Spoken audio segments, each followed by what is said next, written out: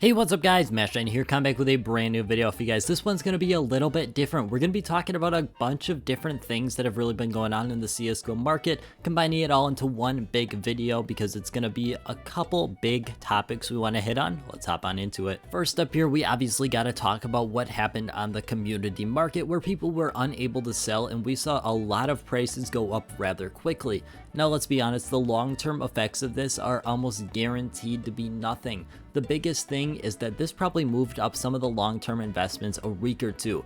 They really didn't do much long term. It's going to see a little bit more profit a little bit sooner, but when we're talking short term here, everything's going to go back roughly to the price it was at, maybe a couple cents higher. Usually things like this happen, and they happen for a reason. This one happened to be on Valve, which is a little bit unfortunate because it's not something in our control, and this is very evident when you look at the buy orders during this time. You can see that there's very few buy orders for those price points that are currently higher than what the original price was at, and this is because no one's really intending to buy at that absolute highest price. Most of the people that are buying in during that time have no idea what's going on because they're just purchasing the case because they see a graph like this, which looks absolutely crazy. It looks like something is exploding. It's up 20 cents very quickly, but as we know, something like this occurred by Valve, and therefore we're not seeing a ton of people actually looking to invest in who are actually looking at the market and are actually investors. Now, this is something that's crazy in an entirety, but I think honestly, we found something that's a little bit more crazy. We head over to the danger zone case and look at this graph right here. Now, this is on a website called Price Stalker EU. It's not a website I use a ton because they do have some things that are useful, but they also have some things that I really just find unnecessary. But looking at this graph here, you can see that the listings on the market has decreased by over 50%, and this is only in around a month's period. Now, we're using the numbers on the right hand side there, but you can see that it went from around 800 to 900,000 to now we're sitting at around 400 to 500,000. This is a significant decrease, and we're going to be talking about why potentially this might be happening. Now, I made a video in the past that not a lot of you guys have probably seen, but I talked about one of CSGO Market Forum's biggest hidden investors, and this was someone by the name of Jawar. Now, Jar has over 350,000 cases. In that video, you can see right here on screen, this was the numbers that I found in January. You then fast forward a couple months, and in around that March-April time period, he goes ahead and buys 74,000 danger zone cases, which is absolutely crazy. That puts him at around 150,000 danger zone cases.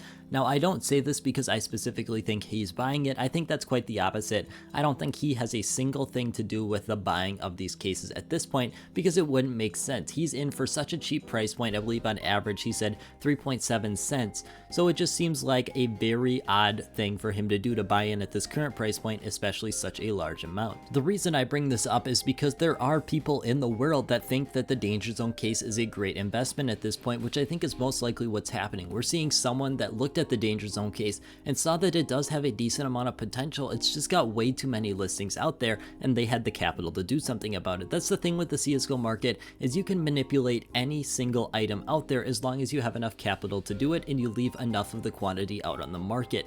This is what we're seeing with the danger zone, where they took up a decent amount of the actual quantity on the market, which is around 50% of what was on the market, but they left enough out there that the price will naturally drive up rather quickly compared to what it would have seen in the past. We're not going to see the danger zone case absolutely explode in price with its current amount of listings on the market, but what you can see is that its path to success has just gotten exponentially easier. Instead of being a couple years out from reaching maybe a quarter, now it's only 1 year out potentially. That's a very rough estimate, and that's not something I'm going to stand by, but it's just to give you an idea of how much quicker the path to success is going to be for the danger zone case, at least at this point. Now, kind of heading back to the overall market and where we started this video with that glitch, I think this is a very good thing. Although it's not great on the surface, this shows the potential of a lot of these CSGO items to go up in value. Some of these items were stagnating for quite a while. We saw the recoil case double in price, and while that's not a great example, it is the possibility to show what happens when people are really interested in CSGO skins and cases. Now, my goal with this is obviously not saying to invest into the recoil case or anything like that.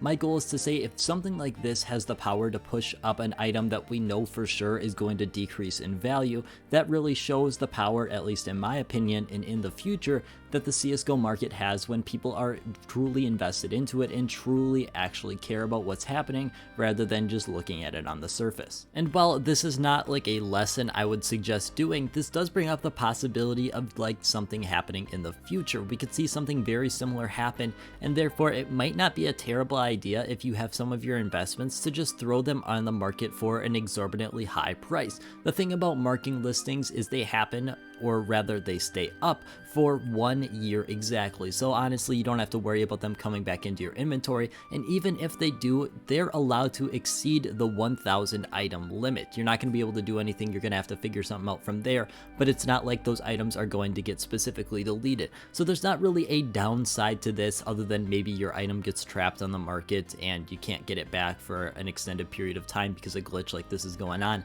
That's the really only downside I could see to this, or the inconvenience of having to put up every single one of those cases one by one. Now this was a really big deal before we got that update in 2019 where we received storage units. This was one of the most popular ways people were investing into majors. They would buy items and then they would immediately list it on the market for an exorbitantly high price. This allowed them to keep on cycling all these major capsules without taking up actual room in their inventory. While you had 1,000 items you could hold in your CSGO inventory, you had theoretically infinite amount of items you could put on the market, and this allowed a lot of people to make a ton of profit investing into majors. This is just one of the reasons why now majors are so overinvested, because you can easily pick up 2,000-3,000 items, throw them in a storage unit without any hassle, where beforehand not many people were really picking up items and immediately throwing them on the market. In most cases, people were picking up maybe 100 of the items and just keeping it in their inventory. By Valve going ahead and adding these storage units, they effectively let everyone in on this secret opportunity to invest, whereas most people beforehand were just buying 100 or 200. Now they had the possibility to buy as many as they want without really having to do any extra work by maybe throwing it into a storage unit, and that's really not much. Now events like this where people are able to just stop the market, now this one was done by Valve obviously, but the fact that that's even out there just raises a bunch of questions for me. One, why is this still possible? I've just said this so often with Valve, but why is something like this able to be done? It just does not make sense how we've got this company that's got over $2 billion from CSGO keys itself, not talking about anything else that generates money like sticker capsules or actual graffiti boxes or anything like that, but just the fact that we've got $2 billion in keys. It's just crazy that they cannot spend the money to upgrade their security and have people on standby for when something like this happens. Why is it not taken care of in a very timely manner? It's crazy that something like this can go on for 12 hours because Valve is losing money during that time. Not to mention the $2 billion they've got from keys, they're taking a percentage every time you list something on the Steam community market, which they're just missing out on during this time. But other than that, the next two videos you see after this one are going to be pre-recorded videos that are not super timely based. I'm going to be going ahead and recording that 10K special. I got to leave for it. But as always, guys, I want to thank you guys so much for watching, and I hope you have a great rest of your day.